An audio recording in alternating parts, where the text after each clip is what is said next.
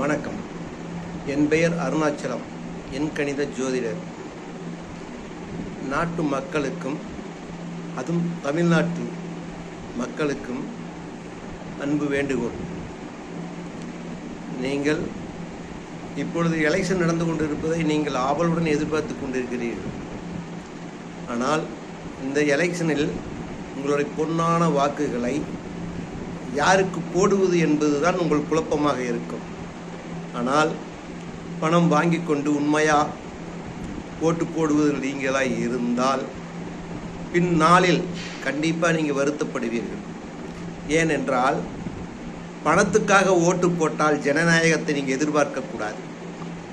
நீங்கள் ஓட்டு போட்டு அனுப்பியவர்கள் உங்களுக்கு நன்மை செய்வார்களா அப்படின்னு சொன்னால் நீங்கள் தான் ஓட்டை விற்று விட்டீர்கள். நீங்கள் அவர்களை போய் கேள்வியை கேட்க முடியாது. வித்த ஓட்டுக்கு போய் நீங்கள் நியாயம் கேட்கவும் முடியாது.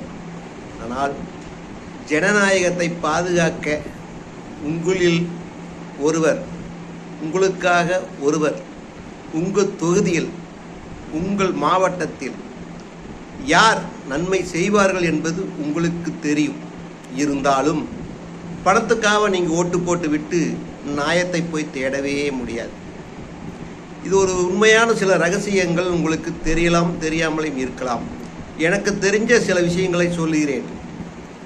நீங்கள் தகுதியுமாக ஓட்டு போடுவர்களாக இருந்தால் நீங்கள் ஓட்டு போட்டது யார் என்று சர்வே பண்ணுங்கள். உங்கள் தொகுதியில் எத்தனை ஓட் யாருக்கு போட்டீர்கள் என்று சர்வே பண்ணுங்கள்.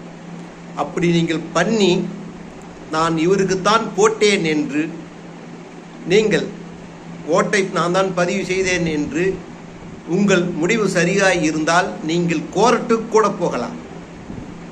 நீதி நீங்களே கேட்கலாம். நீங்கள் தான் மக்களின் நீதிமான்.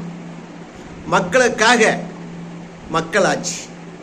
இதில் உண்மையால் நான் இவருக்குத்தான் ஓட்டு போட்டேன் என்று உங்கள் வாக்கை ஒரு குறிப்போ இல்லது அந்த தொகுதியில் உள்ள ரிஜிஸ்டர் ஆஃபீஸ் அங்கே போய், சார் இந்த ஓட் நாங்கள் இதில் போட்டோம் என்று உங்களுடைய வாக்கை, அந்த ஓட்டை பதிவு செய்தீர்களானால் உங்கள் உண்மையான ஓட்டுகள் எவ்வளவு ஓட்டு யாருக்கு போட்டீர்கள் என்பதை கணக்கெடுத்து விடுவார்கள். அப்பொழுது யாரும் உங்களை ஏமாற்ற முடியாது. இப்பொழுது சில வீடியோக்களை எல்லாம் பார்த்தேன். உண்மையிலேயே இந்த ஓட்டு பதிவு போன்ற எந்திரத்தால் ஆக் பண்ணி ஓட்டை நீங்கள் எந்த கட்சிக்கு போட்டாலும் ஒரே கட்சியில் பதிவாகிற மாதிரி செய்து வைத்திருக்கிறார்கள். அந்த வீடியோ எனக்கு நான் நிறையா ட்ரிப்பு பார்த்துருக்கிறேன். இந்த வருஷம் இப்போ நியூ ஒரு ஜெனரேஷன் சேனலிஸ்ட் ஒருத்தர் வீடியோவை எடுத்து அதை எப்படி பண்ண முடியும், செய்ய முடியுங்கிறதெல்லாம் போட்டிருக்கார். யூடியூப்பில் நீங்கள் பாருங்கள். ஆனால் ஏமாந்து விடாதீர்கள். இந்த ட்ரிப் நீங்கள் ஏமாந்து விட்டீர்களால் இந்தியர்கள், இந்திக்காரர்கள், வட மாநிலத்தவர்கள் தமிழ்நாட்டுக்காரங்களை ஓட ஓட அடித்ததை நீங்கள் பார்த்திருப்பீர்கள் வீடியோவில். அடுத்தது, தமிழ்நாட்டில் குடியுரிமை கேட்டுக்கொண்டிருக்கிறார்கள். Aadhaar card, ration card, ID proof எல்லாம் சேர்ந்து அவர்களுக்கு ஓட்டு உரிமை நீங்கள் கொடுக்க வேண்டிய சூழ்நிலைக்கு வந்து விடுவீர்கள். அதுக்கப்புறம் தமிழர்களுடைய நாட்டில், தமிழ்நாட்டில் தமிழர்களுக்கு வேலையே இல்லாமல் போய்விடும். இப்போவே 1,30,00,000 பேர் தமிழ்நாட்டில் வேலை செய்வதாக கணக்கெடுத்து சொல்கிறார்கள். இன்னும் ஒரு 2 கோடி பேர் வந்து விட்டார்கள் என்றால் நீங்கள் தங்கும் இடம் கூட அவனுக்கு சொந்தமாகிவிடும். நீங்கள் மறுபடியும் வாடகைக்கு தான் தங்க வேண்டும். இப்போ எனக்கு தெரிந்த ஒரு ஹோட்டலில் 4 இந்திக்காரர்கள் வேலை செய்தார்கள்.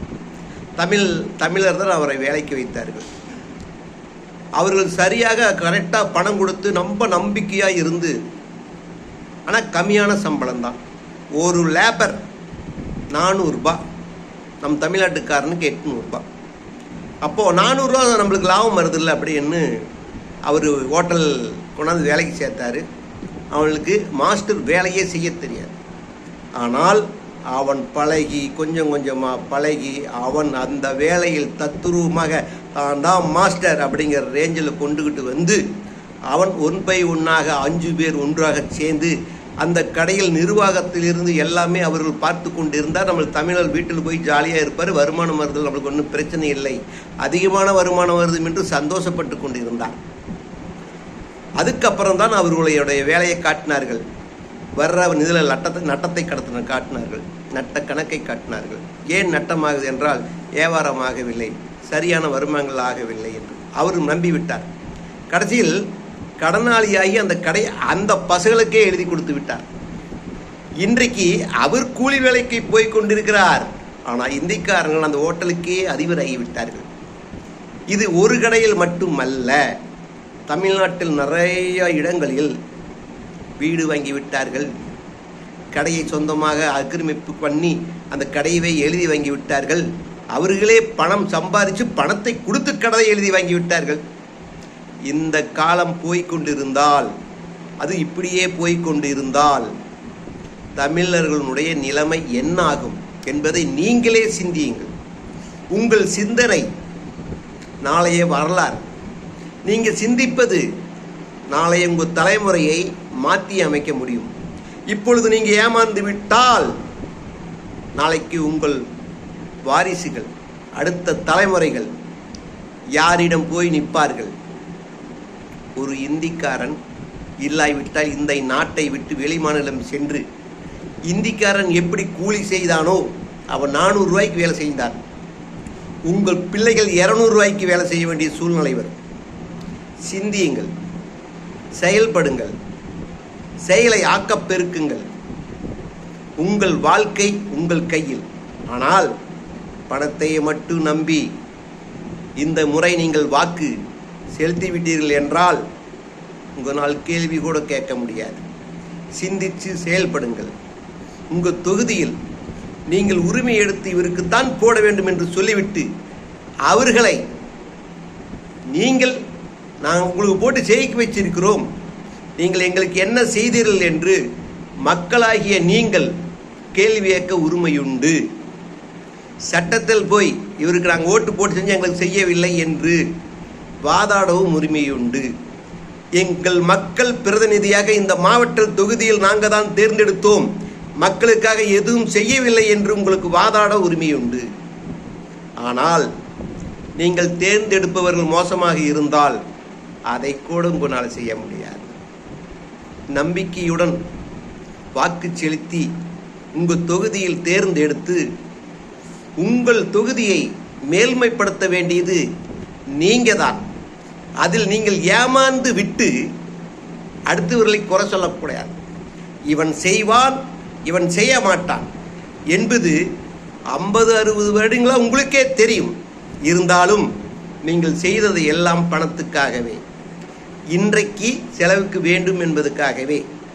ஆனால் அதுக்கு நீங்கள் இப்பொழுதே சிந்தித்து செயல்பட்டு நீங்கள் பொன்னான வாக்குகளை உங்கள் தொகுதியில் நம்பிக்கையானவர்களுக்கு போட்டு, நான் இவர்களுக்குத்தான் போட்டேன் என்று அந்த ஓட்டை பதிவு பண்ணினதை நீங்கள் நாளை எலெக்ஷன் முடிந்த பிற்பாடு நான் ஓட்டு போட்டு இவர் தோற்றிருப்பார் என்று உங்களுக்கு சந்தேகம் இருந்தால், இல்லை இவர் ஜெயித்திருப்பார் என்று சந்தேகம் இருந்தாலும், நீங்கள் நான் இவருக்குத்தான் ஓட்டு போட்டேன், அவர் தோத்து விட்டார், உங்கள் தொகுதியில் நீங்கள் சர்வே பண்ணிப்ப எத்தனை பேர் நீங்கள் ஓட்டு போட்டிருப்பீர்கள் என்று உங்களால் கோர்ட்டில் போய் வாதாடக்கூட முடியும்.